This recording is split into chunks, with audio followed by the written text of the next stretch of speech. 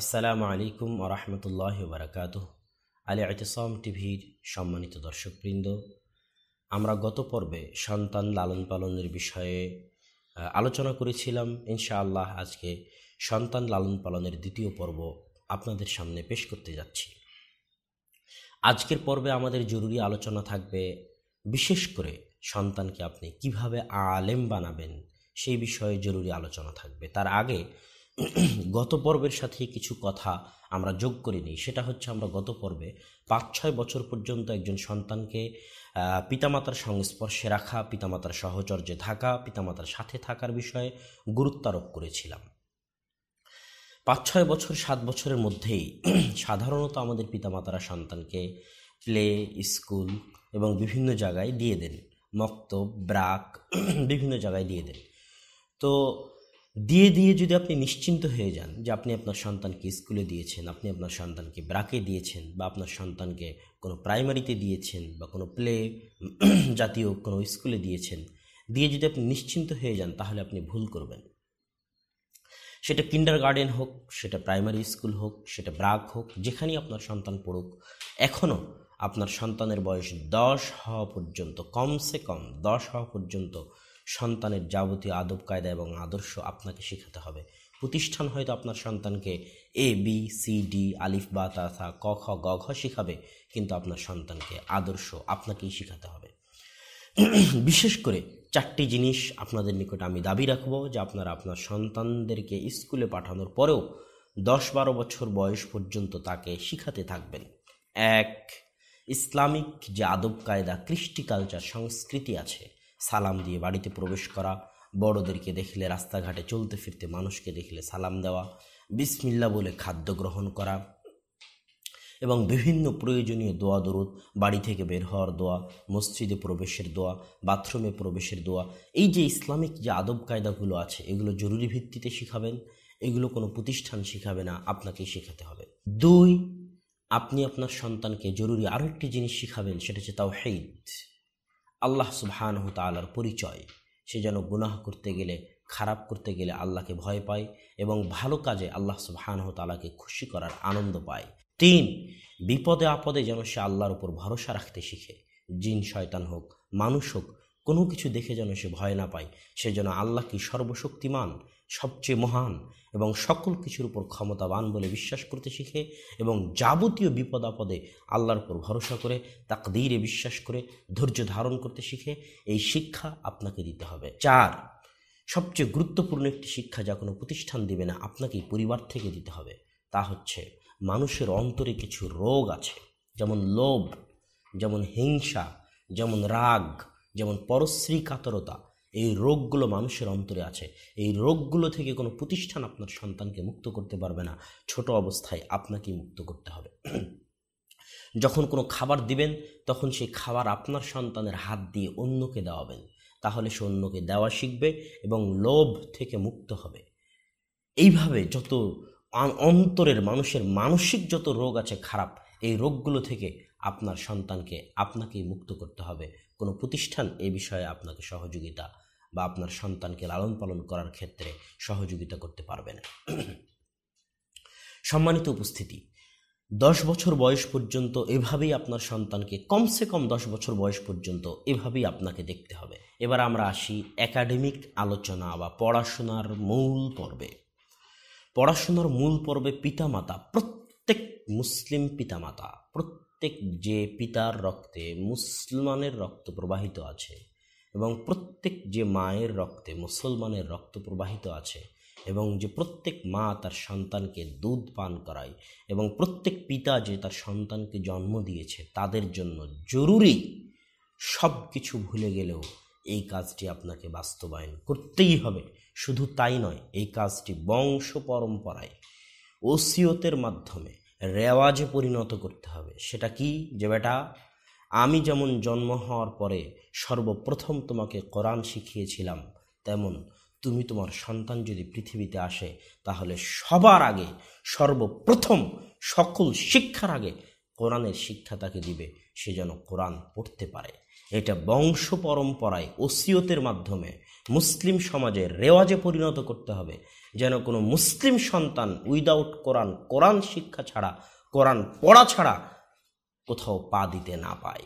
সেই স্কুলে পা দেওয়ার আগে, মাদ্রাসায় পা দেওয়ার আগে সে কোরআন শিখে যেন পা দেয়, বা সে যেটাই করুক না কেন সবার আগে যে কোনো মূল্যে তাকে কোরআন শিখাতে হবে। যতক্ষণ কোরআন শিখতে পারেনি ততক্ষণ বাকি সব কাজ অফ। আপনি মুসলমান, মুসলিম পিতা বলে দাবি করছেন, আর আপনার সন্তানকে এখনও কোরআন পড়া শিখাতে পারেননি, এর চেয়ে বড় ব্যর্থতা আর কিছুই নাই। কোরআন পড়া শিখা প্রত্যেক মুসলমানের জন্য ফরজে আইন, প্রত্যেক মুসলমানের জন্য ফরজে আইন, প্রত্যেক মুসলমানের জন্য ফরজে আইন। অতএব একাডেমিক শিক্ষার শুরুতেই সর্বপ্রথম কাজ হচ্ছে যে কোনো মূল্যে সন্তানকে কোরআন শিখাতে হবে, পারলে কোরআনের হাফেজ বানাতে হবে। যদি কোরআনের হাফেজ বানাতে না পারেন তো কমসে কম কোরআন শিখাবেন।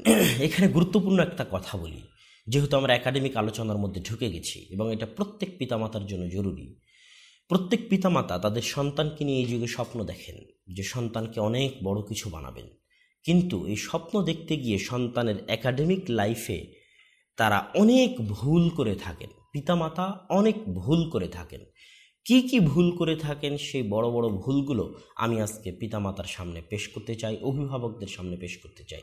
এক, সর্বপ্রথম ভুল করেন পিতামাতার লক্ষ্য নির্ধারণে ব্যর্থ হন। আপনাকে আগে জানতে হবে নিজেকে যে আপনি আপনার সন্তানকে কি বানাতে চান। আপনি কি আপনার সন্তানকে ইসলামিক জেনারেল বানাতে চান, মানে আমার সন্তান ডাক্তার হোক কিন্তু ইসলামিক, আমার সন্তান ইঞ্জিনিয়ার হোক কিন্তু একজন ভালো মুসলিম হোক তার পাশাপাশি, তথা ইসলামিক ইঞ্জিনিয়ারিং। আপনার সন্তানকে আপনি হয়তো প্রফেসর বানাতে চান, ইংরেজির টিচার বানাতে চান, বা আরও কিছু বানাতে চান, বা বিজ্ঞানী বানাতে চান, কিন্তু সে ইসলামিক সায়েন্টিস্ট হোক, যেন সে ভালো পাশাপাশি মুসলিম হয়। এটা আপনার টার্গেট? না আপনি আপনার সন্তানকে স্পেশালিস্ট অন ইসলামের উপর বিশেষজ্ঞ বানাতে চান, ইসলামিক স্কলার বানাতে চান? এই দুটার একটা সিদ্ধান্ত আপনাকে আগেই নিতে হবে। আমাদের পিতামাতারা কি লক্ষ্য নিয়ে মাঠে নামেন তা যখন তারা বিভিন্ন প্রতিষ্ঠানে সন্তান ভর্তি করাতে যান, তখন তাদের লক্ষ্যের মধ্যে যে বিচ্যুতি আছে এটা ধরা পড়ে। এই লক্ষ্য যখন আপনি ঠিক করে ফেললেন যে আপনি আপনার সন্তানকে কি বানাবেন, আপনার সন্তানকে আপনি জেনারেল লাইনেই পড়াবেন, ডাক্তারি বানাবেন, ইঞ্জিনিয়ারিং বানাবেন, বিজ্ঞানী বানাবেন, কিন্তু তার পাশাপাশি আপনার সন্তান যেন কিছু ইসলামী শিক্ষাও জানে, এটা একটা লক্ষ্য। আর আরেকটা লক্ষ্য হচ্ছে আপনি আপনার সন্তানকে ইসলামিক স্কলার বানাবেন, ইসলামের উপর সে বিশেষজ্ঞ হবে, তার পাশাপাশি যেন তার ইংরেজি জ্ঞান থাকে, তার পাশাপাশি যেন আরও সার্বিক জ্ঞান থাকে। এটা হচ্ছে একটা লক্ষ্য। এই দুটো লক্ষ্যের মধ্যে কোন লক্ষ্য আপনি চয়ন করতেছেন এটা আপনাকে আগে জানতে হবে এবং বুঝতে হবে। দুই, যে ভুলটা পিতামাতা করে থাকে সেটা হচ্ছে তারা 100% পারফেক্ট ইনস্টিটিউট খুঁজতে যান, যে সবচেয়ে ভালো এবং সর্বশ্রেষ্ঠ প্রতিষ্ঠান যেখানে কোনো খুঁত থাকবে না, এরকম একটা প্রতিষ্ঠান তারা খুঁজতে যান। কিন্তু এটা তারা জানেন না যে আল কামালু লিল্লাহ, একমাত্র 100% পারফেক্ট যার উপরে আর পারফেক্ট হয় না, একমাত্র পরিপূর্ণতা, একমাত্র পূর্ণাঙ্গতা আল্লাহ সুবহানাহু তাআলার জন্য। আল্লাহ সুবহানাহু তাআলা ব্যতীত যা কিছু আছে, যে মানুষই করুক, যত মানুষই করুক, তার মধ্যে নাকস, অপূর্ণাঙ্গতা, দোষ, ত্রুটি থাকতেই হবে, না হলে সে মানুষের বাচ্চা নয়। আল্লাহ ব্যতীত পৃথিবীতে যে যা করবে সেখানে কোনো না কোনো অপূর্ণাঙ্গতা, কোনো না কোনো ত্রুটি, কোনো না কোনো দোষ থাকতে বাধ্য। আমি একজন অভিভাবককে চিনি, মোহাম্মদপুর আলামিন জামে মসজিদের মুসল্লি। তিনি তার সন্তানকে এই 100% পারফেক্ট প্রতিষ্ঠানের খোঁজে সন্তানের জীবনটাই নষ্ট করে দিয়েছে। এক প্রতিষ্ঠানে নিয়ে যান, খুব সুনাম শুনে 6 মাস সেই প্রতিষ্ঠানে পড়েন, তারপরে তার চোখে খুঁত ধরা পড়ে যে এই প্রতিষ্ঠানের এই খুঁত, এই প্রতিষ্ঠানে আমার ছেলেকে রাখবো না, আর এক প্রতিষ্ঠানে নিয়ে যাব। 6 মাস পর আর এক প্রতিষ্ঠানে নিয়ে গেছেন, সেখানেও 3-4 মাস চলার পরে প্রতিষ্ঠানের মেলা খুঁত ধরা পড়ে, এই খুঁত, এই দোষ, এই ত্রুটি, সেখান থেকে আর এক প্রতিষ্ঠানে নিয়ে গেছেন। এইভাবে প্রতিষ্ঠান চেঞ্জ করতে করতে উনি নিজে মুখে বলেছেন যে আমি আমার সন্তানের জীবনটা নষ্ট করে দিয়েছি, আমার সন্তানের জীবনটা আমি ধ্বংস করে দিয়েছি। তো এই দুই জায়গায় পিতামাতা সর্বপ্রথম ভুল করেন। এক, তারা টার্গেট নির্ধারণ করতে পারেন না যে সন্তানকে কি বানাবেন। 2, তারা 100% পারফেক্ট খুঁজতে যান, যেটা ভুল। এই 100% পারফেক্ট খুঁজতে গিয়ে সন্তানের প্রতিষ্ঠান পরিবর্তন করতে করতে আপনি আপনার সন্তানের জীবনকে ধ্বংস করে দিচ্ছেন। ধৈর্য ধারণ করুন। যে দোষ ত্রুটিগুলো আছে ওই রকম আরও শত দোষ ত্রুটি বিভিন্ন জায়গায় পাবেন। তাই যেখানে দিয়েছেন সেখানে ধৈর্য ধারণ করুন। এক জায়গায় দীর্ঘদিন থাকলে ইলমে বরকত হয়। এক জায়গায় দীর্ঘদিন থাকলে ইলমে বরকত হয়। এক জায়গায় দীর্ঘদিন থাকলে জ্ঞানে বরকত হয়। এই জিনিসটা আপনাকে জানতে হবে। সম্মানিত উপস্থিতি, এবার আমরা আসি পিতামাতার এই 2টা ভুলের যে ভুলটা প্রথমে আমরা আলোচনা করেছি, যে তারা লক্ষ্য নির্ধারণে ভুল করেন, সেখানে 2টা কথা থেকে গেছে। তারা মনে করেন যে তাদের সন্তানকে আলেম বানাবেন, ইসলামের উপর ইসলামিক স্কলার বানাবেন, ডাক্তার জাকির নায়েকের মতো দায়ী বানাবেন, অথচ সন্তানকে দিয়েছে ইংলিশ মিডিয়াম স্কুলে, মানে ইংলিশ মিডিয়াম ইসলামিক স্কুলে। অথচ টার্গেট হচ্ছে যে সন্তানকে কি বানাবে, স্পেশালিস্ট অন ইসলাম, ইসলামের উপর বিশেষজ্ঞ বানাবে, ইসলামিক স্কলার বানাবে, কিন্তু দিয়েছে ইংলিশ মিডিয়াম ইসলামিক স্কুলে। টার্গেট আলাদা, কাজ করতেছে আলাদা। এটা হচ্ছে চরম ভুল। বিশেষ করে এখনকার যুগে ছোট বাচ্চাকে কিন্ডার গার্ডেনের নামে, ইংলিশ মিডিয়াম স্কুলের নামে টুকটাক ইংরেজি কথা এবং টুকটাক আরবি, টুকটাক বাংলা কথা শেখানোর মাধ্যমে যে একটা রেওয়াজ চালু হয়েছে। যেমন আমি সেই দিন ঢাকায় একটা বাসায় উঠেছিলাম একজন দিনী ভাইয়ের দাওয়াতে। তার সন্তান সাবেক পিস স্কুল, বর্তমান নামটা বলতে চাচ্ছি না, সেখানে পড়ে। তো তার সন্তানের বই পুস্তকগুলো আমি নিয়ে আসালাম, যে নিয়ে আসেন দেখি আপনার সন্তান কি পড়ে। আল্লাহু আকবার! ইসলামিক ইংলিশ মিডিয়াম স্কুলের নামে কি বেহাল দশা, কি বেহাল চিত্র, তা দেখে আমি অভিভাবককে বলেছিলাম যে আপনার সন্তান তো দেখি ছবি আঁকতেছে, তাহলে এটা ইসলামিক স্কুল হলো কিভাবে? যে ইসলামিক স্কুলে সন্তানকে ছবি আঁকতে শেখায়, যেই ছবি হচ্ছে প্রাণীর ছবি, যেই ছবিতে প্রাণ আছে, মানুষের ছবি, পশু পাখির ছবি আঁকানো শেখাচ্ছে, সেই স্কুল কিভাবে ইসলামিক স্কুল হতে পারে? তখন তিনি বললেন যে আরও বাকি অনেক ভালো কিছু আছে, এগুলোর কারণে আমি আমার সন্তানকে এই জিনিসটা এখানে রেখেছি। আমি বললাম, লাথি মারি আপনার আরও ভালো জিনিসের মুখে।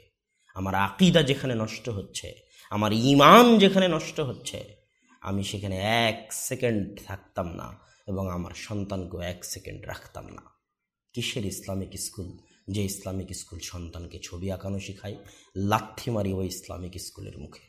এর নাম ঈমান, এর নাম আকীদা। সকল কিছুর সাথে আপোষ চলতে পারে, কিন্তু ঈমান আকীদার সাথে আপোষ চলবে না, শিরকের সাথে আপোষ চলবে না। তো এই ইসলামিক ইংলিশ মিডিয়াম স্কুলগুলোর নামে ছবি আঁকানো শেখানো, নাচ গান শেখানো, এগুলো সব কিছুই নামে মাত্র ইসলামিক স্কুলে পরিণত হয়ে আছে, বাকি সবই জেনারেল। এই জন্য আপনাকে আগে লক্ষ্য নির্ধারণ করতে হবে যে আপনি আপনার সন্তানকে ইসলামিক ডাক্তার, ইসলামিক ইঞ্জিনিয়ার বানাতে চান না ইসলামিক স্কলার বানাতে চান। যদি ইসলামিক স্কলার বানাতে চান তাহলে ইংলিশ মিডিয়াম নয়, এইরকম বড় বড় লেভেল লাগানো যারা কোটি টাকা মানুষের কাছ থেকে নিয়ে নিচ্ছে, সন্তানকে একদিনেই আলেম বানিয়ে দিবে, তাদের কাছে নয়। অ্যারাবিক মিডিয়াম স্কুল হতে হবে, যেখানে আরবির প্রাধান্যতা রয়েছে, সেখানে নিয়ে যেতে হবে সন্তানকে। যদি এরকম কোনো স্কুল না পাওয়া যায় তাহলে অজপাড়াগাঁয়ে যে মাদ্রাসা আছে, যে কওমি মাদ্রাসার হুজুর আছে, সেই কওমি মাদ্রাসাগুলোতেই নিয়ে যেতে হবে, জামিয়া সালাফিয়ার মতো প্রতিষ্ঠানে নিয়ে যেতে হবে। হয়তো তারা অত টাকা পয়সা নেবে না, অত সুযোগ সুবিধা দিতে পারবে না, সকাল সন্ধ্যা পাউরুটি কেক দিতে পারবে না, হয়তো অত এসি রুম দিতে পারবে না, অত উন্নত মানের সার্ভিস দিতে পারবে না, কিন্তু ইসলামিক স্কলার বানানোর এখন পর্যন্ত বাংলাদেশে নির্ভরযোগ্য প্রতিষ্ঠান এগুলোই। আর যদি আপনি আপনার সন্তানকে ডাক্তার, ইঞ্জিনিয়ার, বিজ্ঞানী বানাতে চান কিন্তু ইসলামী কিছু থাকবে, তাহলে হয়তো এই ইংলিশ মিডিয়াম স্কুলগুলো চলতে পারে, কিন্তু ইসলামিক স্কলার বানানোর জন্য এই ইংলিশ মিডিয়াম স্কুলগুলো চলবে না। এবার আসি আপনাকে বিস্তারিত বলি। যেহেতু আমি আলেম, কিভাবে আপনার সন্তানকে বানাবেন এই বিষয়ে আলোচনা করতেছি, তাই আমি জেনারেল সাইটগুলো বাদ দিয়ে এখন আলেম বানানোর উপায়ের মধ্যে প্রবেশ করলাম। লম্বা করতে চাই না ভিডিও, সংক্ষেপে শেষ করব ইনশাআল্লাহুল আজিজ। আলেম বানানোর ক্ষেত্রে আপনার সন্তানকে 3টে স্তর, তিনটা স্তর হচ্ছে আলেম বানানোর। এক, আপনার সন্তানকে নর্মালি আরবি পড়া পারতে হবে, এটা প্রত্যেক মুসলিমের জন্য ফরজ, যেটা আমি প্রথমে বলেছি, কোরআন শিখা। দুই, আপনার সন্তানকে জের জবর পেশ ছাড়া আরবি পড়তে পারতে হবে। জের জবর পেশ আরবিতে ছিল না, নাই। যেমন বাংলায় আকার, একার, হিস্যিকার, দীর্ঘকার এগুলো যেমন আছে, আরবিতে এই জিনিসগুলো নাই। আরবিতে জের জবর পেশ ছাড়াই আরবি পড়তে হয়, ওটাই আসল আরবি। ওই জের জবর পেশ ছাড়াই পৃথিবীর সকল আরবি বই লিখিত আছে। এই জন্য দ্বিতীয় ধাপ হচ্ছে আপনার সন্তানকে জের জবর পেশ ছাড়া আরবি পড়া শিখতে হবে। এবং ভারত, পাকিস্তান, বাংলাদেশের প্রতিষ্ঠানগুলোর অধিকাংশ প্রতিষ্ঠানগুলোর সর্বোচ্চ টার্গেট থাকে এটাই, যে তারা তাদের ছাত্রদেরকে জের জবর পেশ ছাড়া আরবি পড়া শিখাবে। এইটার পিছনেই তারা সবচেয়ে বেশি শ্রম ব্যয় করে। এবং বাস্তবেই এই জিনিসটা শিখতে একজন মেধাবী ছাত্রের কমসে কম 7-8 বছর, 10 বছর লেগে যায় পরিপূর্ণভাবে শিখতে। যখন সে নির্ভুলভাবে জের জবর পেশ ছাড়া আরবি পড়তে পারবে এবং আরবি বুঝতে পারবে পড়ার সাথে সাথে, এই পর্যায়ে পৌঁছতে একজন মেধাবী ছাত্রীর 7-8-10 বছর লাগে। এবং আমাদের পাক ভারত বাংলাদেশের সকল মাদ্রাসা শিক্ষা প্রতিষ্ঠানগুলোর শ্রমের অধিকাংশ শ্রম থাকে এই জিনিসটার পিছনে। তৃতীয় ধাপে আমি আসি। তৃতীয় ধাপ হচ্ছে ইসলামিক জ্ঞানের শাখা প্রশাখা আছে প্রচুর, এটা আপনাকে জানতে হবে। যেমন আমি উদাহরণ হিসেবে দিই, মদিনা ইসলামী বিশ্ববিদ্যালয়ের প্রায় 4টা ডিপার্টমেন্ট আছে, আলাদা আলাদা ডিপার্টমেন্টই আলাদা। যেমন কোরআন ডিপার্টমেন্ট, হাদিস ডিপার্টমেন্ট, আকিদাহ ডিপার্টমেন্ট, শরিয়াহ ডিপার্টমেন্ট। তাহলে আলাদা আলাদা ডিপার্টমেন্ট মানে এগুলো হচ্ছে ইসলামিক জ্ঞানের আলাদা আলাদা শাখা। কোরআন একটা শাখা, তার অনেক প্রশাখা আছে। উসুলে তাফসির আছে, উলুমুল কোরআন আছে, তাফসির আছে। হাদিস একটা শাখা, তার অনেক প্রশাখা আছে। ফিকহুল হাদিস আছে, উসুলে হাদিস আছে, উলুমুল হাদিস আছে, এটা একটা তার। তেমনি আকিদার অনেক প্রশাখা আছে। উসুল দ্বীন, আকিদা, বিশেষ করে অন্য ধর্মের আকিদা, বাতিল ফিরকার আকিদা, এগুলো আলাদা আলাদা প্রশাখা আছে। এবং 4 নাম্বার শরিয়াহ বা ল, আমরা যেটা বলি যে ঢাকা বিশ্ববিদ্যালয়ে ল নিয়ে পড়তেছে, শরিয়াহ হচ্ছে তেমনই গুরুত্বপূর্ণ। সৌদি আরবে যারা শরিয়া থেকে পড়ে তারাই বিচারক হয়, তারাই জজ হয়, তারাই বিচারপতি হয়। এবং আগের যুগেও যখন ইসলামী শাসন খেলাফা ছিল, তখন আবু হানিফা রাহিমাহুল্লাহর শাগরেদ আবু ইউসুফ যেমন ছিলেন বিচারকদের বিচারপতি, তারা ল নিয়ে পড়াশোনা করেছিলেন, ইসলামিক ল। এটা নিয়ে যারা পড়াশোনা করে তারা চিরদিন বিচারপতি হিসেবে থেকেছে ইসলামিক বিশ্বে। আমাদের দেশে ইসলামী শাসন ব্যবস্থা নেই, এই জন্য এটা ঘটে না। তো আমরা মদিনা বিশ্ববিদ্যালয়ের উদাহরণ দিয়ে বুঝাতে চাইলাম যে ইসলামিক জ্ঞানের প্রচুর শাখা প্রশাখা রয়েছে। এবং এই শাখা প্রশাখাগুলোরও আরও অনেক ডালপালা আছে, যেগুলো সহযোগী ডালপালা। এই জ্ঞানগুলোকে বুঝতে, কোরআন, হাদিস, ফিকহ, আকিদা, এই মৌলিক জ্ঞানগুলোকে বুঝতে অনেক সহযোগী ডালপালা আছে। যেমন আরবি গ্রামার আছে, আরবি গ্রামারের 2টা ভাগ আছে, নাহু আছে, সরফ আছে। ঠিক তেমনি মান্তিক, ফালসাফা, বালাগা, এগুলো সব হচ্ছে ডালপালা এই মৌলিক জ্ঞানগুলোকে বোঝার জন্য।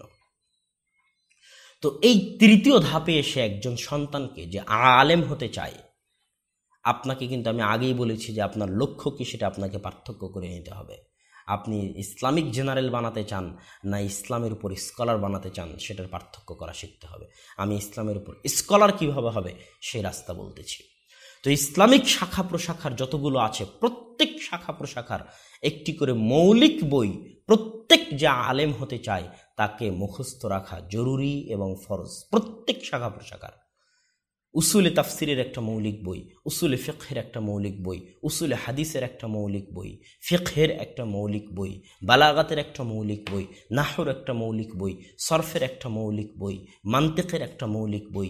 এই প্রত্যেক ডালপালা শাখা প্রশাখার একটা করে মৌলিক বই প্রত্যেক যে আলেম হতে চায় তার মুখস্থ সর্বদা ব্রেনের ঠুটস্থ, চাহিবা মাত্র ইহার বাহককে দিতে বাধ্য থাকিবে, এইভাবে মুখস্থ থাকতে হবে।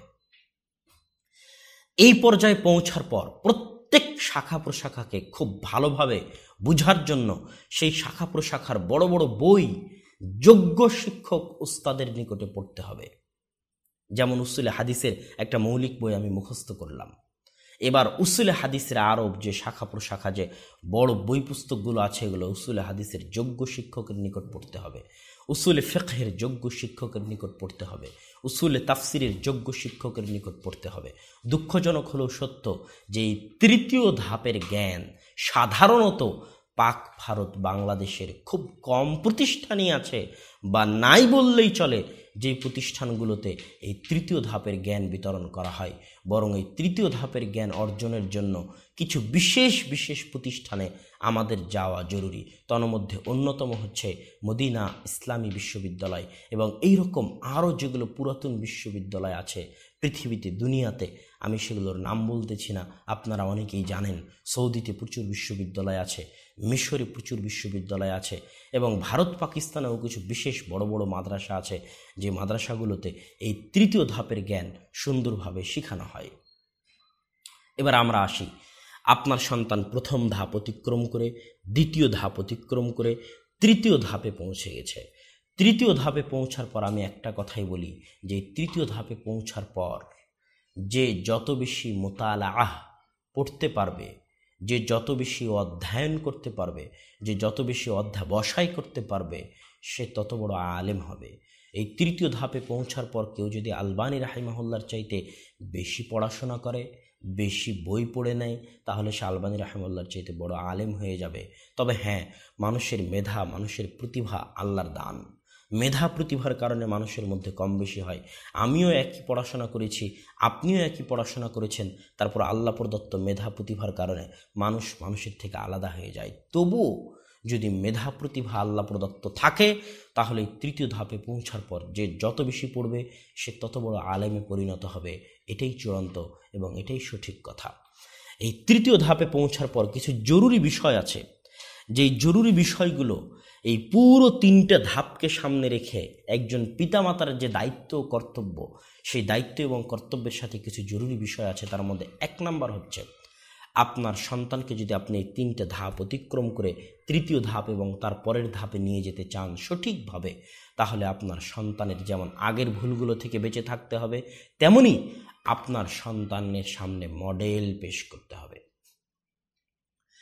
আপনি আপনার সন্তানকে পড়তে দিয়েছেন জামিয়া সালাফিয়া বা কোনো বড় বাংলাদেশের কোনো বড় ইসলামিক প্রতিষ্ঠানে বা মদিনা বিশ্ববিদ্যালয়ে পাঠিয়েছেন, আর আপনার সন্তানের মডেল হচ্ছে একজন ক্রিকেটার, আপনার সন্তানের মডেল হচ্ছে একজন ছবির নায়ক, তাহলে সে যতই কোরআন হাদিস পড়াশোনা করুক, যতই শিক্ষা অর্জন করুক, সে তার টার্গেটে, লক্ষ্যে সফল হতে পারবে না। আপনার সন্তানের সামনে মডেল পেশ করতে হবে, এবং সেটা ওই 10, 11, 12 বছরের মধ্যেই, যে আগের যে আমি প্রথম পর্বে যে আলোচনাটা করেছিলাম, সেই মডেলটা কিভাবে হবে। বড় বড় ইমাম, বড় বড় আলেম, ইমাম ইবনে তাইমিয়া, ইমাম বুখারী, ইমাম মুসলিম, আবু দাউদ, আহমদ বিন হাম্বল, ইবনুল কাইয়িম, নাসিরউদ্দিন আলবানী, খতিব বাগদাদি, দারাকুতনি, এরকম বড় বড় যত আলেম, ওলামায়ে কেরাম যারা পৃথিবী থেকে চলে গেছেন, তাদের জীবনী সন্তানকে দিতে হবে, বলতে হবে, পড়াতে হবে, এবং তাদেরকে সন্তানের সামনে মডেল হিসেবে পেশ করতে হবে। যদি আপনি সমস্ত ইমামদেরকে সন্তানের সামনে মডেল হিসেবে পেশ করতে পারেন, তাহলে আশা করা যায় ইনশাআল্লাহ তৃতীয় ধাপ পর্যন্ত আপনি আপনার সন্তানকে ধরে রাখতে পারবেন। তৃতীয় ধাপের পরেও আপনার সন্তানকে আপনি ধরে রাখতে পারবেন। আর যদি মডেল হিসেবে পেশ না করতে পারেন, তাহলে পারবেন না। এখানে আর একটা গুরুত্বপূর্ণ কথা বলে রাখি, অভিভাবকদের জন্য এবং ছাত্রদের জন্য, যারা আলেম হতে চায় তাদের জন্য। সেটা কি? সেটা হচ্ছে যে সাধারণত অভিভাবকেরা এখন একটু পরিবর্তন সৃষ্টি হয়েছে, তবুও বিভিন্ন ভুলের কারণে ঝরে পড়ে, কিন্তু সাধারণত পিতামাতারা পরিবারের যেটা সবচেয়ে পচা, অথর্ব, অচল, সেই সন্তানকে পাঠায় মাদ্রাসায়। আর যেটা খুব মেধাবী, খুব প্রতিভাবান, সেটাকে ইংলিশ মিডিয়াম স্কুলে দিয়ে নামকা অস্তে বলে ইসলামিক পড়াচ্ছে, কিন্তু বানাবে ডাক্তার, ইঞ্জিনিয়ার, কেননা প্রচণ্ড মেধাবী। আর যেটা দুর্বল, যেটা অচল, যেটা অথর্ব, সেটাকে পাঠায় মাদ্রাসায় পড়তে। তো সম্মানিত উপস্থিতি, সম্মানিত দর্শক মণ্ডলী, তো সাধারণত যেটা দুর্বল হয় সেই সন্তানটাকে পিতামাতা মাদ্রাসা ইয়েতিমখানায় পাঠায় এবং সেগুলোর বিষয়ে চিন্তা ভাবনা রাখে যাদেরকে ইসলামিক স্কলার আলেম বানাবো। আর আলেম মানে তো তারা মনে করে আমাদের দেশের মানুষ যে আলেম মানে ভিক্ষা করে খাওয়া, তো কিভাবে কি করি, একটা দুর্বল সন্তানকে দিয়ে মাদ্রাসায় দিতেই যখন হয়, এই চিন্তা ভাবনা নিয়ে পাঠায়। এই জন্য প্রথম থেকে ইসলামিক স্কলারের জগৎটা মেধা শূন্যতায় ভোগে। পাক ভারতে ইসলামিক স্কলারের জগৎটা মেধা এবং প্রতিভা শূন্যতায় ভোগে। দ্বিতীয়ত, দু একটা মেধাবী ছাত্র, প্রতিভাবান ছাত্র যদি মাদ্রাসায় চলেই আসে আলেম হওয়ার জন্য, তো এই ছাত্রগুলো বিভিন্ন কারণে ঝরে পড়ে যায়। যেমন পঞ্চম অষ্টমের যে অযাচিত, অযৌক্তিক এবং বোকামিপূর্ণ যে পরীক্ষার সিস্টেম সরকারের পক্ষ থেকে রাখা আছে, এই পরীক্ষাগুলোর পিছনেও পাগলের মতো পিতামাতা ছুটে, অথচ এই পরীক্ষাগুলোর কোনো মূল্য নাই। একে তো এই পরীক্ষাগুলোর রাখাই ঠিক হয়নি, সরকারের উচিত এই পরীক্ষাগুলো উঠিয়ে নেওয়া। দ্বিতীয়ত, যদি থাকেই তবু এই পরীক্ষাগুলো নিয়ে পিতামাতার এত ব্যস্ত হওয়া, এত চিন্তা ভাবনা করা, এত টানা ছাঁচড়া করা, এটা একটা বোকামি এবং পাগলামি। এই যে রেজাল্টের পিছনে ছুটতে যায় পিতামাতা সন্তানকে মাদ্রাসায় দেওয়ার পরও, এই রেজাল্টের পিছনে ছুটতে গিয়ে সন্তান ঝরে পড়ে। পঞ্চম অষ্টম দাখিল পরীক্ষার পর এই সন্তান কলেজে চলে যেতে চায়, কেননা তার মাথায় ঢুকে গেছে রেজাল্ট ভালো হলে সে ভালো বিশ্ববিদ্যালয়ে ভর্তি হতে পারবে, ভালো বিশ্ববিদ্যালয়ে ভর্তি হতে পারলে সে একটা ভালো সাবজেক্ট পাবে, ভালো সাবজেক্ট থেকে পড়তে পারলে সে একটা ভালো চাকরি পাবে। এই যে একটা পুরো সিলসিলা চেইন যে একটা শুরু হয়, টাকা পয়সাও এর সাথে অনেক কারণ রাখে। যে পিতামাতা যেহেতু গরিব, তো সন্তানও ভাবে যে আর কতদিন এইভাবে পড়াশোনা করব, এই পড়াশোনায় তো টাকা পয়সার কোনো ভবিষ্যৎ নাই। অতএব পঞ্চম অষ্টম দাখিল আলিম মাদ্রাসায় পড়লেও এই সরকারি পরীক্ষাগুলো দিয়ে যদি ঢাকা বিশ্ববিদ্যালয়ে ল, ইংরেজি, আন্তর্জাতিক যোগাযোগ নিয়ে ভর্তি হতে পারি, তাহলে হয়তো ভবিষ্যতে পুলিশ, আর্মি ওগুলোতে গিয়ে অথবা আরও অন্য কোনো চাকরি বাকরি, বিসিএস ক্যাডার হয়ে সরকারি চাকরি বাকরি করে সংসার পার হয়ে যাবে। এই রেজাল্টের পিছনে ছুটতে গিয়ে এই লম্বা সময়ে প্রায় 90% মেধাবী ছেলে ঝরে পড়ে, যারা পরবর্তীতে মাদ্রাসায় এসেছিল আলেম হওয়ার উদ্দেশ্য নিয়ে, কিন্তু আলেম হয়ে বের হয়নি। আমি একজন আমার পরিচিত বন্ধুকে চিনি যে অষ্টম শ্রেণী থেকে মাদ্রাসায় এসে পঞ্চম শ্রেণীতে ভর্তি হয়েছিল আলেম হবে বলে, কিন্তু ওই একই সিলসিলায় দাখিল আলেম পৌঁছতে পৌঁছতে তারও মাথায় ঢুকে যায় যে আলেম হওয়ার লাইনে তো চাকরি বাকরি নেই, টাকা পয়সা নাই। তখন সেও ঢাকা বিশ্ববিদ্যালয়ে গিয়ে পাবলিক অ্যাডমিনিস্ট্রেশন থেকে পড়াশোনা করে এখন পুলিশের দায়িত্ব পালন করতেছে, অথচ অষ্টম থেকে পঞ্চম 3 বছর লস দিয়েছিল আলেম হবে বলে। তো এইভাবে 90 থেকে 99% মেধাবী প্রতিভাবান সন্তানগুলো ইসলামিক স্কলার না হয়ে ঝরে পড়ে যায়।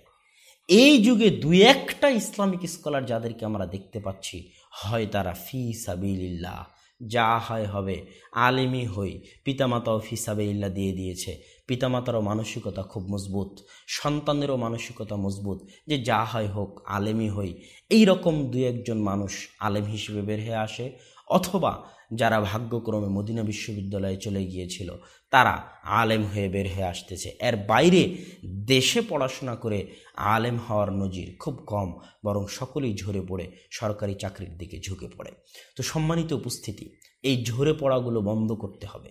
হয় মানসিকতা হিম্মত মজবুত রাখতে হবে, সন্তানকে বলে দিতে হবে যে আমি তোমার জন্য তোমার থাকা, খাওয়া, পড়া সব ব্যবস্থা করতেছি, তুমি ফি সাবিলিল্লাহ পড়াশোনা করো এবং আলেম হও, টাকা পয়সা নিয়ে চিন্তা করতে হবে না, টাকা পয়সা আমি দেখব। এইভাবে এই বিজনেসটাকে শেয়ার করতে হবে আল্লাহর সাথে। এই ব্যবসাকে পিতার এবং সন্তান মিলে শেয়ার করবে। পিতা বলবে তোমার থাকা খাওয়া খরচ আমি বহন করব, আর সন্তান বলবে আমি পড়াশোনা করব। দুইজনে মিলে নেকি অর্জন করবে। পিতামাতার পক্ষ থেকে এরকম নিশ্চয়তা থাকতে হবে। অতএব সম্মানিত উপস্থিতি, আমরা আমাদের সংক্ষিপ্ত আলোচনার শেষের দিকে চলে এসেছি। তবে এর সাথে আরও জরুরি যে কথাগুলো ছিল সেগুলো আমরা আরেক আলোচনা, যে সফলতার 3টি মূলনীতি আলোচনায় সময়ের মূল্যের কথা, সকালে ঘুম থেকে ওঠার কথা, রাত্রে তাহাজ্জুদের সালাতের আদায়ের কথা ওই আলোচনায় বলেছি, সেটা আপনারা শুনে নেবেন। সেটা এখানে আর দ্বিতীয়বার বলতেছি না। অতএব আজকের আলোচনার যদি আমরা সারমর্ম দাঁড় করাই, তাহলে আমরা বলতে পারি 10 বছর বয়স পর্যন্ত আদব কায়দা আদর্শ পিতামাতাকে শিখাতে হবে, যেটা প্রতিষ্ঠান শিখাবে না। 2, পিতামাতা প্রাতিষ্ঠানিক একাডেমিক শিক্ষার সর্বপ্রথম কোরআন শিখাবেন যে কোনো মূল্যে, হয় জীবন থাক আর যাক, সন্তানকে কোরআন শিখানোর পরেই অন্য কিছু শিখাবেন। 3, সন্তানকে আপনি কি বানাবেন তার লক্ষ্য আগে ক্লিয়ার করেন।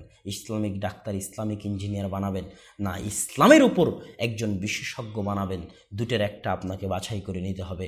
যদি ইসলামের উপর বিশেষজ্ঞ বানাতে চান তাহলে আপনাকে সঠিকভাবে প্রতিষ্ঠান চয়ন করতে হবে। বানাবেন ইসলামের বিশেষজ্ঞ, দিলেন ইংলিশ মিডিয়ামে আর ছবি আঁকানো শিখাবেন, যে না অসম্ভব, এটা হতে পারে না। বানাবেন ইসলামের বিশেষজ্ঞ, তাহলে বাইরের যে জ্ঞানগুলো, প্রয়োজনীয় জ্ঞানগুলো সে ধীরে ধীরে বিভিন্ন জায়গা থেকে নিয়ে নিবে। ইংরেজি সে বিভিন্ন প্রতিষ্ঠান থেকে শিখবে, যে প্রতিষ্ঠানগুলোতে পড়বে সেগুলোই শিখাবে, কিন্তু আপনার লক্ষ্য ক্লিয়ার হতে হবে। আর যদি ইসলামের উপর বিশেষজ্ঞ বানাতে চান তাহলে যে 3টা ধাপ বললাম, এই 3টা ধাপ অতিক্রম করতে হবে। এবং তারপরে যে কারণগুলোর কারণে সন্তানেরা ঝরে পড়ে, টাকা পয়সার চিন্তার কথা বলেন, সামনে মডেল না দিতে পারার কথা বলেন, তাদের সামনে ক্রিকেটার মডেল হয়ে আছে, নায়ক মডেল হয়ে আছে, প্রতিষ্ঠান কিছু করতে পারবে না। টাকা পয়সার কারণে রেজাল্টের পিছনে ছুটতে গিয়ে সন্তানেরা ঝরে পড়ে, মেধার অভাব দেখা দেয় ইসলামিক স্কলারের জগতে। এই জিনিসগুলো আপনাদের সামনে পেশ করলাম।